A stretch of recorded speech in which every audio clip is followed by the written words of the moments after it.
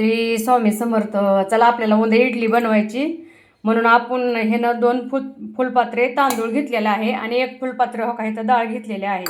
आता आपण स्वच्छ धुवून भिजू घालणार. आता इथं आपण उडदाची डाळ स्वच्छ धुवून ठेवली आणि ह्या तांदूळ ठेवलेला आहेत. तर आता आपण दिवसभर ठेवणार आहे आणि संध्याकाळी परत ह्याला मिक्सरनं फिरवून घेणार. हो का आपली डाळ अशी भिजलेली आहे चांगली. हो का आपण भिजू घातली होती. आता हे मिक्सरनं काढून घेऊया. छान भिजलेलं आहे तांदूळ पण हो का असे छान भिजलेले आहेत. चला आता आपण मिक्सरनं काढून घेऊ. आता आपलं हो काय असं झालेलं आहे पीठ, एकदम छान बारीक झालेलं आहे. तर आता आपण ह्या पातेल्यात काढून घेऊ. बघा हो का आपलं एकदम छान असं वाटलं गेलेलं आहे पीठ ही उडदाच्या डाळीचं. आता आपण तांदूळ घेतलेला आहेत. तर आपण हे वेगळं वेगळं वाटण केलेलं आहे, एकत्र नाही केलेलं आणि भिजू पण वेगळं वेगळंच घातलं होतं. बघा हो का आपलं तांदळाचं पण असं वाटलेलं आहे. तर आता आपण हे एकत्र करून घेऊया, दोन्ही असं एकजीव करून घेऊया. आता बघा असं आपलं फिटून घेतलेलं आहे, हे ना असं एकजीव झालेलं आहे. हो का मस्त असं पीठ झालेलं आहे. तर हो का एकदम छान झालेलं आहे. तर आता आपण ही रात्रभर झाकून ठेवणार आहे आणि सकाळीच ह्याची इडली बनवणार आहे. बघा हो का आपला कसं पीठ फुगलेलं आहे. हो का एकदम छान हो का असं पीठ फुगले.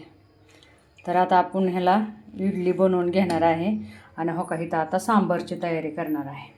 तर सांबारमध्ये काय काय घेतले, इथं शिमला मिरच्या घेतली, इथं हिरवी 3 मिरच्या घेतले, अर्धा भोपळा घेतला आहे, इथं 1 वांगं घेतले, इथं 1 कांदा घेतलेला आहे, इथं कोथिंबीर घेतलेली आहे, इथं 1 टमाटर घेतलेला आहे, इथं मुगाची डाळ घेतलेली आहे, इथं शेवग्याची शेंग घेतलेली आहे. आपण शेवग्याची शेंग फोडणी टाकतानाच टाकणार आहे, आता नाही टाकणार. आणि आपण मुगाच्या डाळीचं सांबार बनवणार आहे, तुरीच्या डाळीचं नाही बनवणार. का तर आपल्याला पित्ताचा त्रास होतो आहे ना, त्याच्यामुळं मग आपण ते नाही. आणि भाज्या आपण सांबारमध्ये का टाकणार आहे की अशी मुलं खात नाहीत, मग सांबारमध्ये त्यांना कळत नाही, म्हणून आपण हे सगळं सांबारमध्ये टाकले. तर आता हो का इथं कुकर घेतलं, ह्या कुकरला 2 शिट्ट्या काढून घेऊया. हो का आता आपण सगळं एकत्र केले. तर आता मीठ टाकूया. मीठ टाकून शिजवलं की चवीला छान लागते. आणि थोडं तेल टाकूया. हो का असं म्हणजे मऊ शिजल्या जातं. तर आता आपण ह्याच्यामध्ये जिरे टाकून घेऊया. जिरे असे दाताखाली आले की छान लागतात. चवीनुसार मीठ टाकून घेऊया. का तर आता पीठ आपलं भरपूर फुगलेलं आहे, त्याच्यामुळे आपल्याला काही सोडा टाकायची गरज नाही. हो का आपलं पीठ एकदम असं फुगलेलं आहे बघा. त्याच्यामुळे जर वाटलं तर आपण सोडा टाकणार आहे, नाहीतर नाही टाकणार. हो का आता आपण एकजीव केलेला आहे, तर आपल्याला काही सोड्याची गरज लागलेली नाही.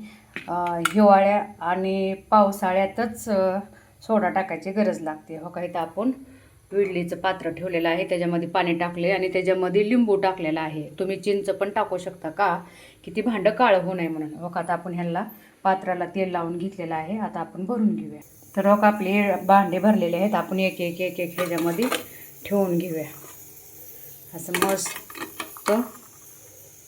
हो का असे आपण हे 3 भांडे लावून घेतलेले आहेत. तर आता ह्याच्यावरती झाकण लावून घेऊया. हो का असं झाकण लावले. आता ह्याला आपण 20 मिनटं ठेवूया, 15 ते 20 मिनटं ठेवूया.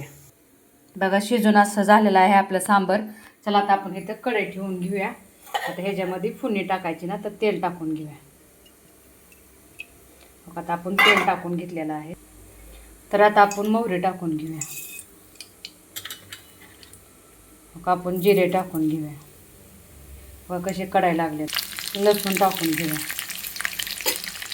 जरा हलवून आपला लसूण असा खरपूस भाजलेला आहे. आता कढीपत्ता टाकून घेऊया.